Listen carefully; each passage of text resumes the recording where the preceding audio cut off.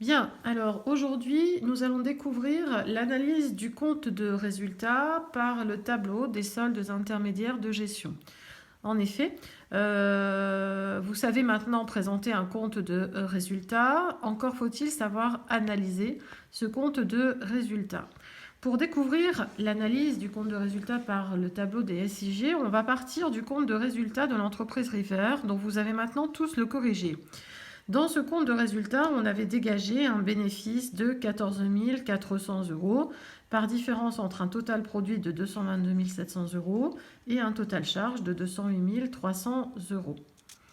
Je vous ai fait découvrir dans la séquence précédente ce qu'on appelle le compte de résultat en liste.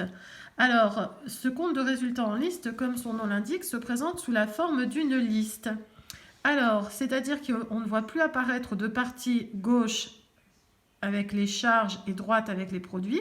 Produits et charges vont s'enchaîner les uns derrière les autres, en commençant par les produits d'exploitation, dont on va retirer aussitôt les charges d'exploitation pour dégager ce qu'on appelle le résultat d'exploitation.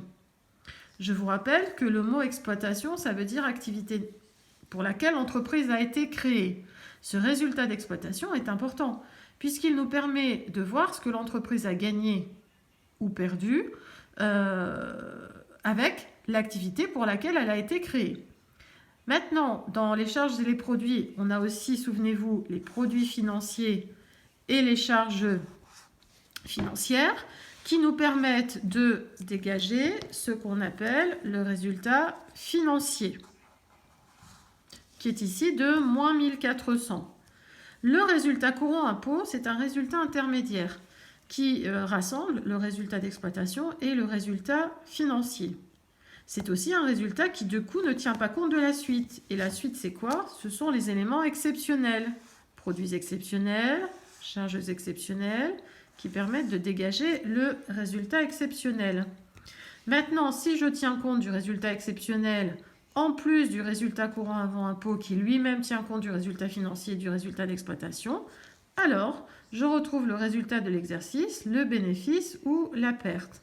Dans le cas de l'entreprise River, bien sûr, je retrouve ce résultat de 14 400 euros, mais j'en sais un peu plus sur ce bénéfice. En effet, je me rends compte, quand je remonte les yeux, que ce bénéfice se compose tout d'abord d'un résultat courant avant impôt de 19 200 et qu'il a été finalement diminué, ce résultat avant impôt, d'un résultat exceptionnel de moins 4 800, qui n'a aucune signification, ça ne remet pas en cause les performances de l'entreprise, mais à titre exceptionnel, l'entreprise cette année a perdu 4 800.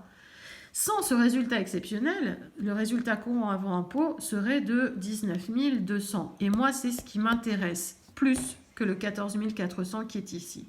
Maintenant, quand je remonte les yeux par rapport à ce 19 200, je me rends compte que sans les éléments financiers, ce résultat aurait été de 20 600. Et c'est mon résultat d'exploitation, celui qui mesure les performances de mon activité.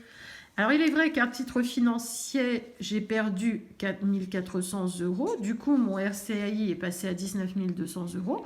Mais moi, ce que je vois, c'est qu'en termes d'exploitation, eh bien, l'entreprise a été plutôt performante.